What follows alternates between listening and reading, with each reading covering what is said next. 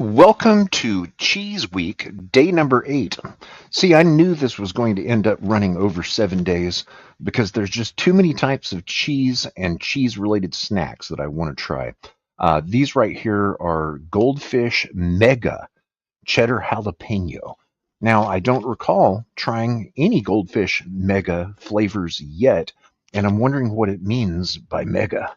Does it mean that they're larger, or does it mean that they have more taste? Now, I'm hoping that this one right here provides a little bit of a turnaround because if you look at the videos from yesterday with Goldfish Parmesan and the day before, Goldfish Pizza, where I was trying to figure out if those tasted like pepperoni, since the package is pepperoni colored, and no, they didn't. I was really let down by both of the previous flavors. To me, they were just really bland, and it's not something that I would jump at buying again in the future.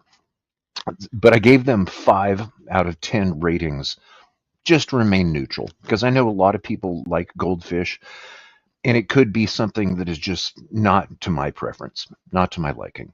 So, taking a little look at the history of Goldfish, they were released by Pepperidge Farm in 1962 in America, and they were originally targeted target marketed towards adults uh, as bar food, basically something to sit on a bar counter alongside peanuts and pretzels.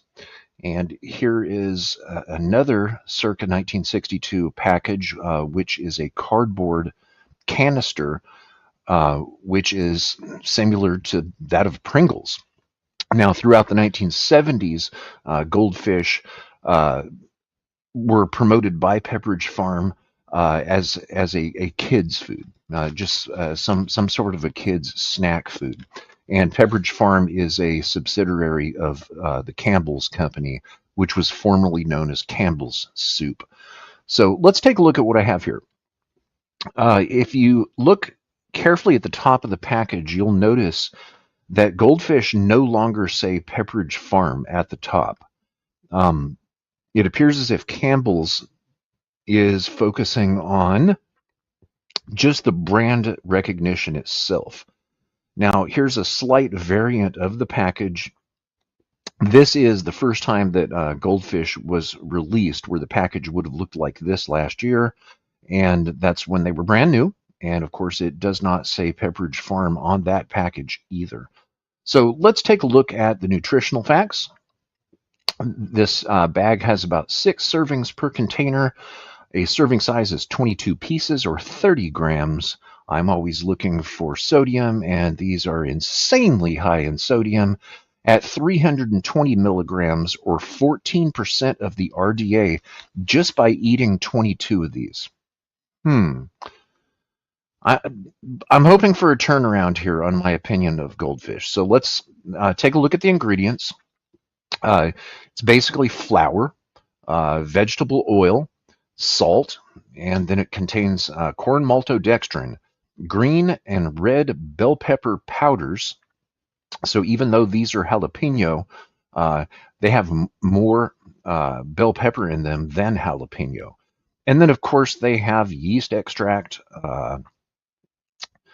DAT fiber, sugar, jalapeno and chili pepper extracts, and then lactic acid, paprika, calcium lactate, cayenne pepper, spices, celery. Celery seems to be an ingredient in all Goldfish. Onion powder, and then monocalcium phosphate and baking soda, and they contain wheat and milk. So let's see what these things taste like. If you look at the what is it called, a mascot or the logo here for Goldfish, that is actually fashioned after a Chilean sea bass, also known as a Patagonian toothfish, which at some point was nearly an endangered species. And I do remember reading about them being illegally overfished. And a lot of larger American chain grocery stores no longer carry Chilean sea bass for the reason of sustainability, or at least to act as if they're interested in sustainable fishing. So, all right, what's in the bag? I'm getting the taste of flour, or the aroma of flour. Here's what's in the bag, and as you might notice, sure enough, they're bigger. So mega is in reference to the size. Okay, I've got several broken ones here. And let's see if it also references the flavor. So here's what a mega goldfish tastes like. Cheddar jalapeno.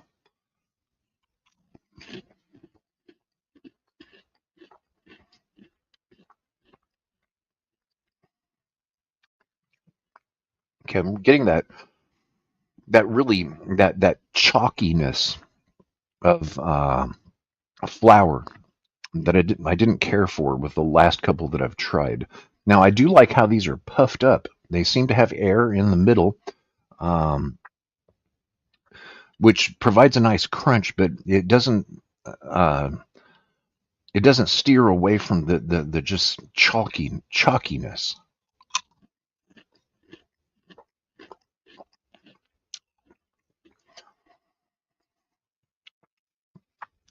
The cheddar's there, but I'll tell you what, there's more cheddar on this package than what there is in the flavor in these. I'm just getting. To me, goldfish seem to be an unfinished snack, something where there should have been another step to make them more palatable. So here's another mega goldfish. Mm-hmm. Air in the middle. I'm getting a tiny amount of cayenne pepper. Jalapeno flavor, I'm actually not getting. And that may be a good thing in this case, because if there's one thing I don't care for, it's artificial jalapeno flavor. That is something really off-putting to me. I would rather just take a jalapeno pepper, slice it, and eat it raw. In fact, on jalapenos, I was talking to Chef Bobby Flay on his national public radio show one day, and it kind of got him to admit that he prefers using fresh jalapenos as opposed to canned pickled jalapenos. Now, here's the thing. He's a restaurateur for profit, and anyone in the restaurant industry knows that it is more expensive to use a fresh jalapeno because you have to slice it. If you really take care in food, you would also de-rib it and de-seed it.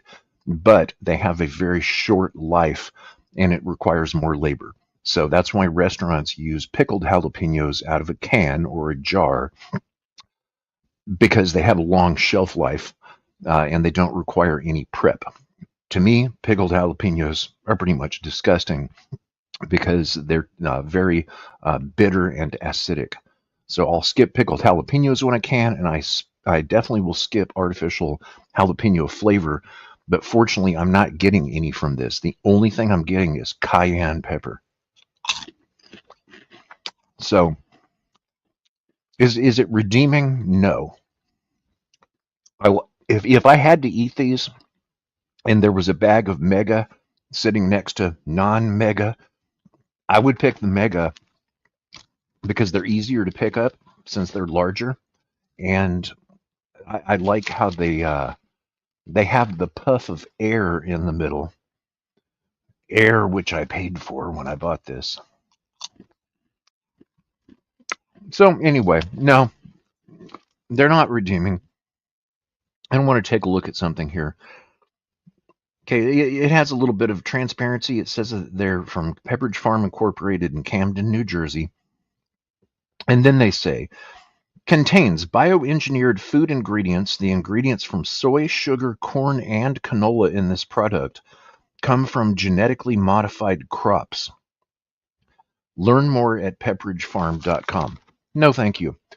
I'm not a doctor or sports nutritionist or nutritionist at all, but if I can avoid GMO foods, I avoid them, such as tortilla chips. If you're buying yellow tortilla chips, they're going to be derived from yellow dent corn number 2, which is a GMO product. And in order to get a non-GMO tortilla chip, you would need to select white corn or ideally blue corn. since blue corn has never been genetically modified for a massive commercial food market. So there's just some food trivia for the day. I like the simplistic packaging, and I can't say I care for these any more than the last two flavors, but I'll give them a little bit of a bump just to go above average. I'm going to give them a 5.5 out of 10, with that extra half star coming from the actual size of the cracker itself and the air pocket in the middle, which is probably the most appealing part of them, with flavor being secondary. So there we go. There's 11 minutes on Goldfish Mega. If you like videos like these, be sure to subscribe because I enjoy doing them and there's more to come. Till next time, peace out from San Francisco and enjoy your